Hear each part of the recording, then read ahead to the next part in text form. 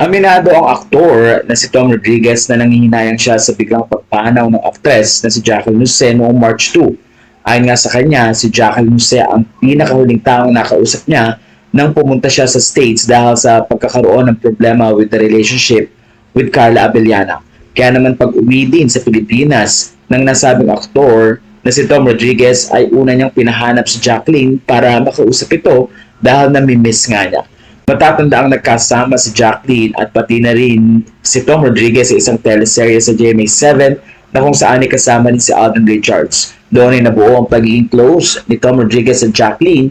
Ayon nga kay Tom Rodriguez, napakaraming bagay ang natutunan niya sa nasabing veteranong aktres at award-winning actress. Dahil dito nalungkot siya at hindi siya makapaniwalang pumanaw ito dahil ayon na rin kay Tom, very vibrant at talagang puno-puno ng buhay si Jacqueline.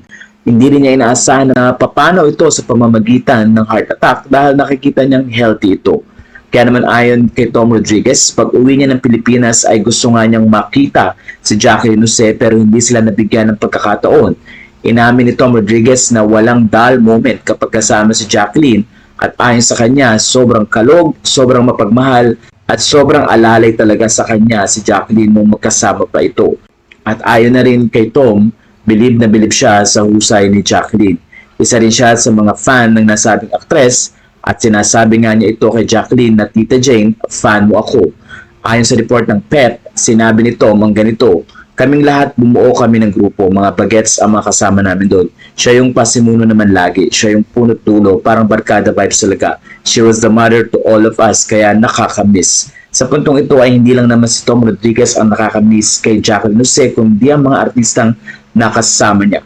Matatandaang ang show na The World Between Us ng GMA ay ang naging bonding moment na kung saan ay magkakasama nga si Jacqueline, si Tom Rodriguez, pati na rin si Jasmine Cortez at si Alden Richards. Dagdag pa ni Tom Rodriguez, sana nga lang daw ay hindi pa pumanaw ang nasabing aktres upang nakasama pa niya ito lalo na't nagbabalik showbiz siya sa GMA7.